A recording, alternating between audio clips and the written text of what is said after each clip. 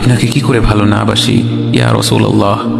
যখন আপনি আমাকে ভালোবেসেছেন সেই 1400 বছর আগে, যখন আপনি আমাকে মিস করতেন, আশা করতেন যেন আমার সাথে দেখা করতে পারেন, অথচ তখনও আমি জন্মই হইনি। সেদিন সাহাবীরা আপনার চোখে পানি দেখে বলল, ইয়া রাসূলুল্লাহ, আপনি কাঁদছেন কেন? আপনি বললেন, আমার ভাইদের খুব দেখতে ইচ্ছে করছে। সাহাবীরা বললেন, আমরা কি আপনার ভাই নই ইয়া রাসূলুল্লাহ? আপনি বললেন, না, তোমরা আমার সাহাবী।